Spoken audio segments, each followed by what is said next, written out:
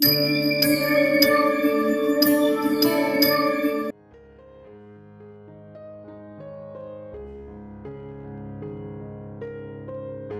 അച്ചുവൻ ജോത്സർ വീട് എവിടെയാണ്? എന്നാ ശരി.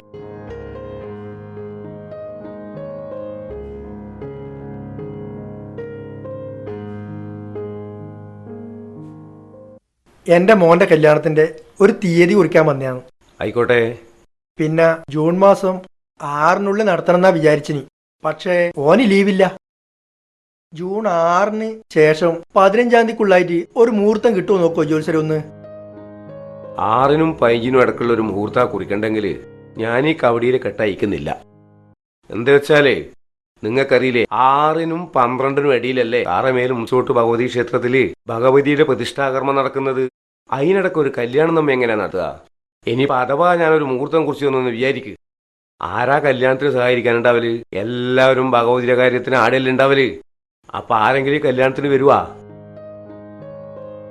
അതുമാത്രല്ല, ആടെ എല്ലാ ദിവസവും രാത്രിയില് കലാപരിപാടികൾ നടത്തുന്നുണ്ട്. നമ്മളെ കുഞ്ഞുങ്ങളെ ഡാൻസ്, നാടകം, അങ്ങനെ എല്ലാവിധ വലിയ വലിയ പരിപാടികളും കമ്മിറ്റി പ്ലാൻ ചെയ്തിട്ടുണ്ട്. ആ സമയത്ത് രാത്രി ഒരു കല്യാണത്തിന് വരണമെങ്കിൽ ആരെങ്കിലും ഉണ്ടാവുക? എല്ലാ ആടെല്ലാം ഉണ്ടാവല്. അപ്പൊ അതുകൊണ്ട് നമുക്ക് ഈ മുഹൂർത്തം ലേശം അങ്ങോട്ട് മാറ്റുന്നതല്ലേ നല്ലത്. നമുക്ക് എല്ലാവർക്കും കൂടി ഭഗവതിയുടെ കാര്യം ഭംഗിയായി നടത്തി ആ ഭഗവതിയുടെ അനുഗ്രഹത്തോടു കൂടി നല്ലൊരു മുഹൂർത്തം അതിനുശേഷം ഞാൻ കുറിച്ചു തരാന്ന്.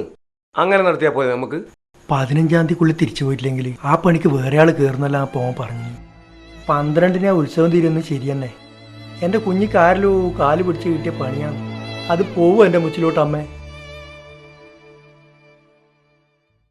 എന്നാ പിന്നെ ഞാൻ പറയണ്ട്, ഞാനങ്ങോട്ട് ഇറങ്ങാം. ആയിക്കോട്ടെ.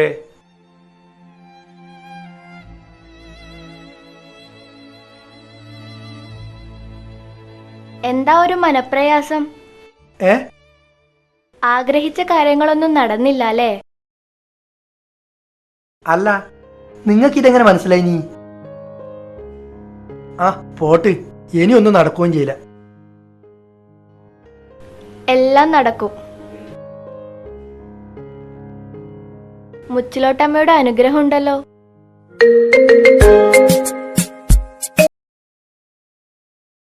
ഹലോ. മോനിപ്പോ വിളിച്ചു വെച്ചതേ ഇല്ലൂട്ടെ ഗൾഫിന്ന്. ഓൻ 1 മാസത്തെ ലീവ് ഉണ്ടോലും 1-ാം തീയതി ആകുമ്പത്തേക്ക് നാട്ടിലെത്തുന്ന പറയുന്നത്. പെട്ടെന്ന് പോയിട്ടില്ലെങ്കിൽ ഈ പണി പോകുന്നില്ല, പേടിയൊന്നും വേണ്ടെന്ന് അച്ഛനോട് പ്രത്യേകം പറയാൻ പറഞ്ഞു. അപ്പന്റെ മോന് ഈ കലശാട്ടും കൂടിയിട്ട് കല്യാണം കഴിഞ്ഞിട്ട് സമാധാനായിട്ട് പോയാ മതിയപ്പാ. തമ്പുരാട്ടി കാത്തു. നിങ്ങ പറഞ്ഞ പോലെ എന്നെ കേട്ടോ.